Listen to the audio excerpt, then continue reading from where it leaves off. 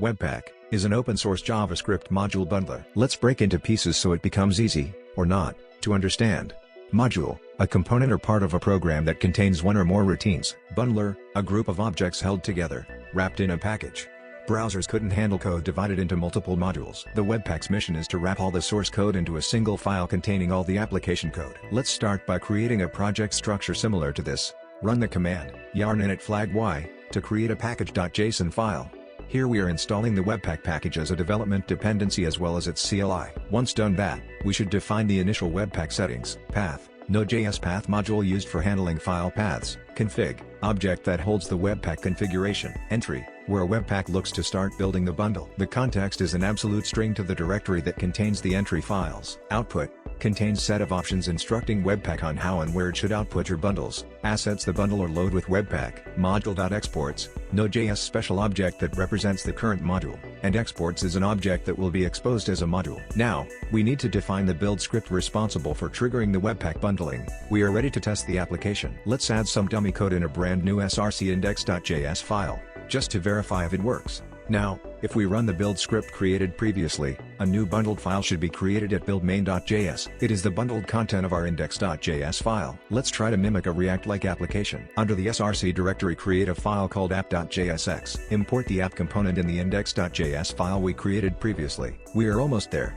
At the moment our application is not doing too much. It is missing some packages that will help us to transform it in a minimal React application. Go ahead and install them. It is time to rewrite our index.js and app.jsx files and use the packages we have just installed. Now we need to create an index.html file that will be the entry point of our application and load our bundled JavaScript code.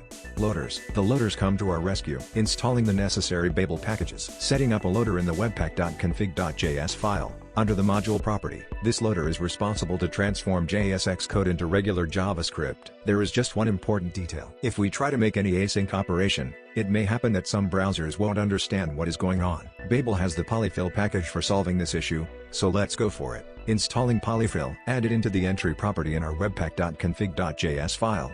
Transpilers. The question is, why do we need a transpiler? It is known that most browsers don't really support the newest JavaScript features such as ES6, ES7, ES11 and so on. The function of a transpiler is to transpile those new features into standard ES5. Installing the preset. Adding the @babel preset end plugin in the webpack.config.js file. Finally, we are able to write JavaScript code using all the latest features. Adding CSS.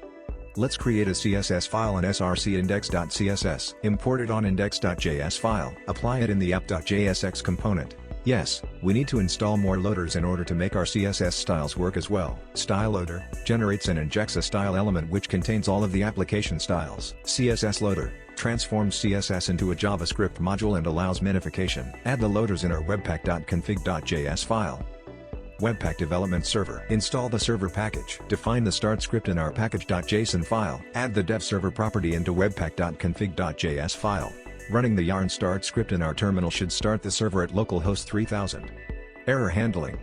Just add the devtool property in our webpack.config.js file and a source map will be generated into build.main.js.map. The way Webpack shows error differs a little if compared to an application created using Create React App. Very often an error is shown but not its real location. Source maps provide us with the source code that is actually causing the error. Since we are using Webpack in its latest version, no further configuration is needed in order to minify the source code. Minifying is the process that removes both comments, white spaces, new line characters, replaces variable names with a single character and so on, in order to minimize code and reduce file size. As a result of minifying we would have something like this.